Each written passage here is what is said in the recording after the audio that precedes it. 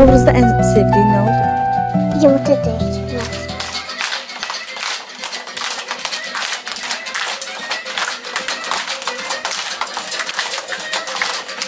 Novruz deyəndə ağlıma nə gəlir? Gözlerine geçer. Açasam gitti. Açasam. Açasam hardan gelirsen. Darbətdən. Nə gətirmisən? Allah. Nilay, Novruz nədir və sən niyə belə geyinmisən? Bayram olduğuna göre milli paltar giymişim. Kim öyrədib sənə belə rəqs eləməyi? Ana. Sara, neçə yaşın var? 5. 5 yaşın var. Sara, Novruz deyəndə ağlına nə gəlir? En sevdiğim Novruz'da şekerbura paxlavadır. Adın nədir? Yılay. Nilay, bayramın mübarək. Nə bişirirsən?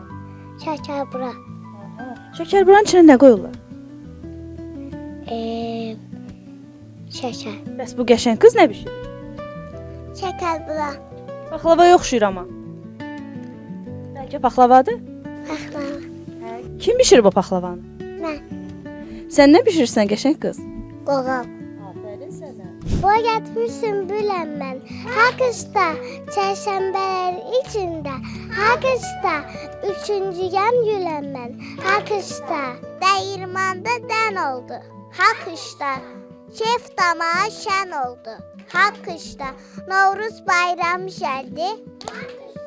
Keçən gününüz tən oldu. Hər qışda. Mən istəyirəm ki, sizin həyatınız şəkərbura kimi şirin, paxlava kimi yağlı, qoğal kimi dadlı, problemlərimiz fındıq boyda, cibimizdə səmər kimi yaşıl pullar olsun. Bayramınız mübarək. Mən gəlmişəm keyf görəm, soyuma görə.